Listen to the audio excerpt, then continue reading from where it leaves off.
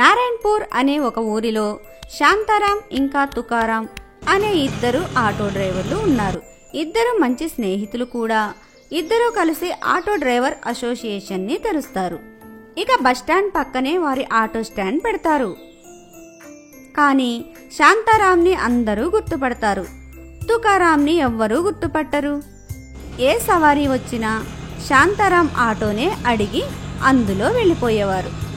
ఒకరోజు శాంతారాం ఇలా అంటాడు, ఓయ్ తుకారాం, వచ్చే వారం జనవరి 26 ఉంది కదా, తెలుసు కదా?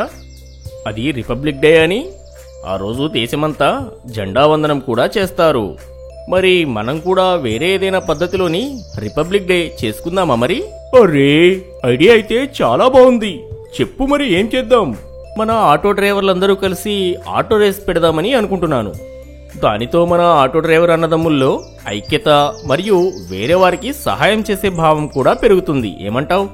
అలా అని శాంతారాం ఇంకా తుకారాం ఆటో డ్రైవర్స్ అందరికీ చెప్పేస్తారు 26th జనవరికి ఒక పెద్ద ఆటో రేస్ జరుగుతుంది అని. ఆ రోజు తుకారాం ఇంటికి వెళ్ళగానే ఇలా ఆలోచిస్తాడు, రేస్లో ఎలా గెలవాలి అని. అతను ఎట్టి పరిస్థితుల్లోనూ రేస్ గెలవాలి అనుకుంటాడు. ఎందుకంటే అందరూ తన ఆటోని గుర్తుపట్టాలని, తన ఊరిలో బాగా పేరు సంపాదించాలి అని అనుకుంటాడు. అప్పుడే అతని కొడుకు సోము ఒక కారుతో ఆడుకుంటూ ఉంటాడు. అతని కొడుకు చాలా తెలివైనవాడు. అతను కారు చిన్న టైర్లు తీసి పెద్ద పెద్ద టైర్లు పెడుతున్నాడు. అప్పుడే అతన్ని చూసి తుకారాం ఇలా అడుగుతాడు, ఒరే సోము, ఇదేంటి, నువ్వు ఏం చేస్తున్నావు? కారు అసలు టైర్లు తీసి పెద్ద పెద్ద టైర్లు ఎందుకు పెడుతున్నావు? నాన్నగారు, మీకు తెలియదా? పెద్ద టైర్లు పెడితే బండి బాగా నడుస్తుంది, మనం చాలా వేగంగా వెళ్ళవచ్చు. ఇక మరొక విషయం ఏమిటంటే, నా బండి నా స్నేహితులు అందరి బండ్ల కన్నా పూర్తిగా వేరుగా ఉంటుంది. ఎందుకంటే నేను దాని టైర్లను మార్చేశాను. అప్పుడే తుకారాం మనసులో ఒక ఆలోచన వస్తుంది. మరుసటి రోజే తుకారాం వెళ్లి అతని ఆటో టైర్ తీసి ట్రాక్టర్ పెద్ద పెద్ద టైర్లని పెడతాడు. ఇక 26 జనవరి ఆటో రేస్ రోజు వస్తే అందరూ ఆ బిగ్ ఫుట్ ఆటోని చూసి ఆశ్చర్యపోతారు. ట్రాక్టర్ టైర్లు పెట్టడంతో అతని ఆటో చాలా ఎత్తుగా అవుతుంది. అన్ని ఆటోల కన్నా వేరుగా కనిపిస్తుంది. శాంతారాం రేసుని ఒక జెండా ఊపి మొదలు పెడతాడు. అప్పుడు తుకారాం ఆటో అందరినీ వెనక్కి వదిలేసి ముందుకు వెళ్ళిపోతుంది. ఇక తుకారాం రేస్ కూడా గెలుస్తాడు. అప్పుడే శాంతారాం ఇలా అంటాడు, శుభాకాంక్షలు తుకారాం, నువ్వు చాలా మంచి ఆటో రెడీ చేశావు. ఇదిగో నీ కానుక 10,000 రూపాయలు తీసుకో. అప్పటి నుండి తుకారాం పెద్ద టైర్లు గల బిగ్ ఫుట్ ఆటో ఊరంతటిలో పేరు సంపాదిస్తుంది. అందరూ అందులో ప్రయాణం చేసి ఎంజాయ్ చేసేవారు. కృష్ణాపురం అనే పేరు గల గ్రామంలో ప్రవీణ్ మరియు రాజు అనే ఇద్దరు అన్నదమ్ములు ఉండేవారు.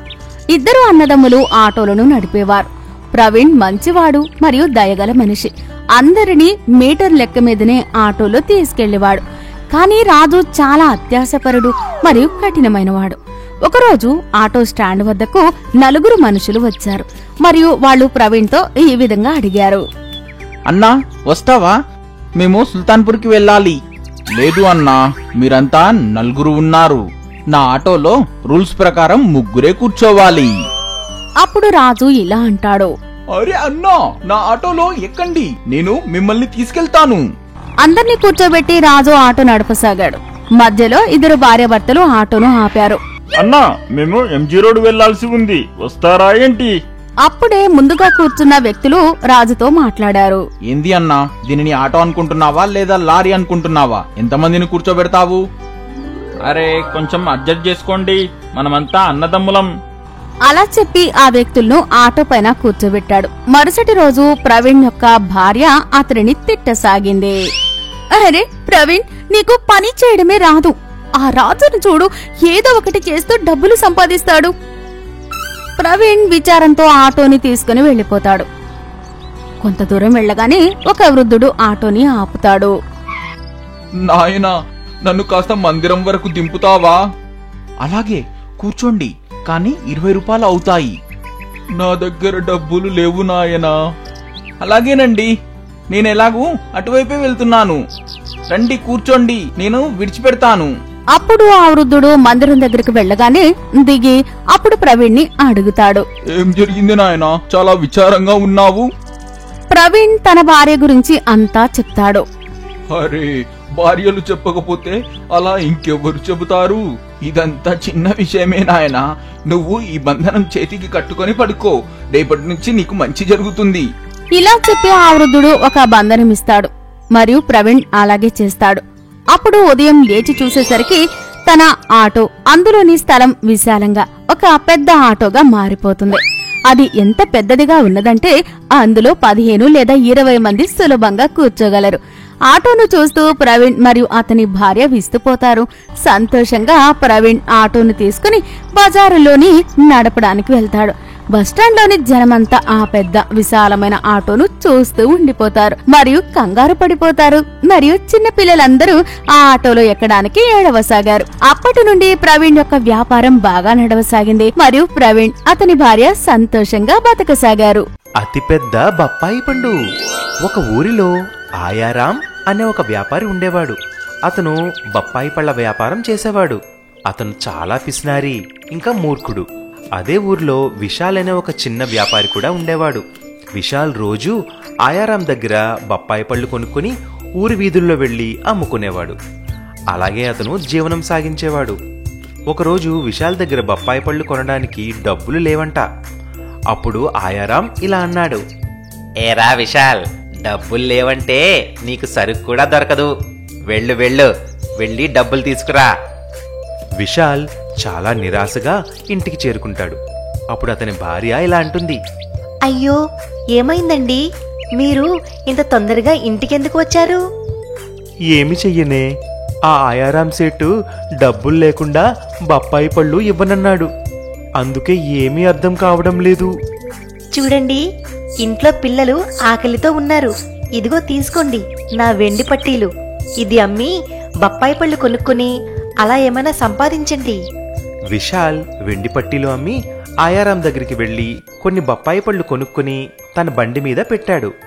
కాని దుర్మార్గుడైన ఆయారాం అతనికి అన్నీ పాడైపోయిన పళ్ళు ఇస్తాడు.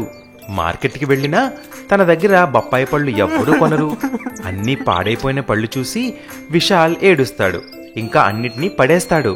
ఖాళీ బండిని తీసుకుని ఇంటికి వస్తుండగా దారి మధ్యలో ఒక ముసలి తాతని చూస్తాడు. నాయనా, నాపై దయ చూపించు. నన్ను ఒక కార్ డ్రైవర్ యాక్సిడెంట్ చేసి వెళ్ళిపోయాడు. నేను అందరినీ సాయం అడుగుతున్నాను, కానీ ఎవ్వరూ చెయ్యలేదు. నన్ను నా ఇంటి వరకు కొంచెం దించుతావా? సరే తాత, ఇలారా, నా బండి మీద కూర్చో. అలా కొంచెం దూరం వెళ్ళగానే ఆ ముసలి తాత బండిని ఆపమని చెప్తాడు. అరే, ఏమైంది తాత? ఇక్కడైతే ఏమీ ఇళ్ళు లేవు కదా. బాబూ, నా ఇల్లు ఆ చెట్ల వెనకాతల ఉంది. ఇక్కడ నుంచి నేను వెళ్ళిపోతాను. నువ్వు ఈ బొప్పాయి పండుని తీసుకుని బజారుకు వెళ్ళి అమ్ముకో. అలా చెప్పి ఆ ముసలి తాత మాయమైపోతాడు. విశాల్ కంగారు పడతాడు. ఎప్పుడైతే విశాల్ బజారుకి వెళ్తాడో చూస్తుండగానే బండి మీద పెట్టిన బొప్పాయి పండు ఒక చాలా పెద్ద బొప్పాయిలా మారిపోతుంది. విశాల్కి ఏమీ అర్థం కాదు. అందరూ దానిని చూడ్డానికి అక్కడికి వస్తారు. అప్పుడు విశాల్ ఆ బొప్పాయిని కోసి అమ్మడం మొదలు పెడతాడు. అది అంత రుచిగా ఉన్నదంటే మొత్తం బొప్పాయి పండు అమ్ముడుపోతుంది. అలా అతను 5,000 రూపాయలు సంపాదిస్తాడు. భగవంతుడా, నీకు కోటి దండాలు. నువ్వే ఆ తాత రూపంలో వచ్చి నాకు సాయం చేశావు. తరువాత విశాల్ వెళ్లి మొత్తం డబ్బులన్నీ తన భార్యకి ఇస్తాడు. అరే, ఇదేంటండి, ఇన్ని డబ్బులా? అప్పుడు విశాల్ మొత్తం విషయమంతా తన భార్యకి చెప్తాడు. ఇంకా రోజూ వెళ్లి ఒక బొప్పాయిని కొని తన బండి మీద పెట్టేవాడు. అప్పుడు అది చాలా పెద్ద పండులా మారిపోయేది. అలా దాన్ని అమ్ముకొని చాలా ఆనందంగా ఉండేవాడు. ముక్కులేని కోడలు. రాశీపూర్ అనే ఒక చిన్న ఊరిలో విద్య ఇంకా ఆమె భర్త కుమార్ అనే 2 దంపతులు ఉండేవారు. వాళ్ళకి ఒక కూతురు కూడా ఉండేది. ఆమె పేరు సోనం. సోనం చాలా అందంగా ఉండేది, కానీ ఆమెకి చాలా పెద్ద లోపం ఉండేది. ఆమె ముక్కు లేకుండా పుట్టింది. అందుకే ఆమెని ఎప్పుడు చూసినా తన చీర కొంగు మొహం మీద వేసుకుని ఉండేది. సోనం బయటికి వెళ్ళినా కూడా మొహం మీద నుంచి కొంగు తీసేది కాదు. సోనం పరిస్థితి చూసి విద్య ఇంకా కుమార్ చాలా విచారించేవారు. ఎందుకంటే ఆమె పెళ్లి వయసుకి వచ్చింది కదా. అయ్యో, ఇదంతా మన కర్మేనండి. మన కూతుర్ని ఎవరు పెళ్లి చేసుకుంటారు? ముక్కులేని దానిని ఎవరు ఇష్టపడతారు? అరే విద్య, నువ్వు చింతించకు. నేను ఆమె పెళ్లి కోసం బాగా డబ్బులు కూడబెట్టాను. చూద్దాం, దానికోసం ఎవడో ఒకడైతే పుట్టే ఉంటాడు కదా. అదే ఊరిలో కమల్నాథ్ అనే ఒక వ్యాపారి ఉండేవాడు. అతను అతని కొడుకు సూరజ్తో కలిసి ఉండేవాడు. ఒకరోజు కమల్కి విద్య ఇంకా కుమార్ యొక్క కూతురు సోనం గురించి తెలిసింది. వాళ్ళు 10 లక్షలు కట్నం కింద ఇస్తున్నారని. అది ఆలోచించి కమల్నాథ్ ఇంకా సూరజ్ కుమార్ ఇంటికి వెళ్తారు. కుమార్ బావుగారు, మీ అమ్మాయి ఎంత బాగుందంటే ఇక మన సంబంధం ఖాయం అనుకోండి. ఇచ్చిపుచ్చుకునే మాటలైపోతే చాలా బాగుంటుంది. బావగారు, నేను ముందే చెప్పాను, నేను 10 లక్షలు ఇస్తాను. ఇంకా పెళ్లి ఖర్చులు కూడా అంతా నాదే. కాని అప్పుడే సూరజ్ ఇలా అంటాడు. అయ్యో, కానీ నాన్న, నేను ఒక్కసారి అమ్మాయిని చూడాలని అనుకుంటున్నాను. ఆమెని కొంగు ఎత్తమని చెప్పండి. నువ్వు నోరు ముయ్యరా ముందు. ఏం చూస్తావు? నేను కూడా మీ అమ్మని పెళ్లికి ముందు చూడలేదు. వచ్చాడు పెద్ద చూసేవాడు. అలా చెప్పి కమల్నాథ్ ఇంకా సూరజ్ సంబంధం ఖాయం చేసుకుని అక్కడి నుంచి వెళ్ళిపోతారు. కొన్ని రోజుల్లోనే చాలా ఘనంగా సూరజ్ ఇంకా సోనంల పెళ్లి అయిపోతుంది. కాని పెళ్లిలో కూడా సోనం తన చీర కొంగు తీయలేదు. మరి మొదటి రాత్రి అయ్యేటప్పుడు సోనం గదిలో ఉండగా సూరజ్ వచ్చి తన చీర కొంగును తీయమని చెప్తాడు. కాని సోనం ఒప్పుకోలేదు. అప్పుడు సూరజ్ వచ్చి తనే స్వయంగా చీర కొంగు ఎత్తేస్తాడు. ముక్కులేని సోనం మొహం చూసి సూరజ్ కంగారు పడతాడు. అయ్యో, నువ్వు నన్ను మోసం చేశావు. ఇది చాలా అన్యాయం. మీరు అరవకండి, మమ్మల్ని క్షమించండి. నేను పుట్టడమే అలా పుట్టాను. ఇందులో నా తప్పు ఏమీ లేదు. నన్ను మన్నించండి.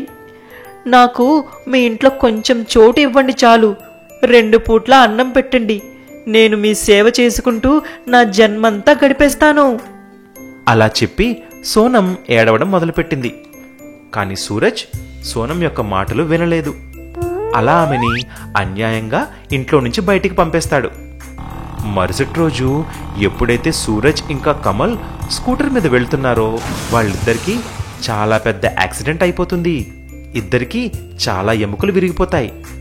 కానీ వాళ్ళ ఇంట్లో వాళ్ళని చూసుకోవడానికి ఎవ్వరూ లేరు.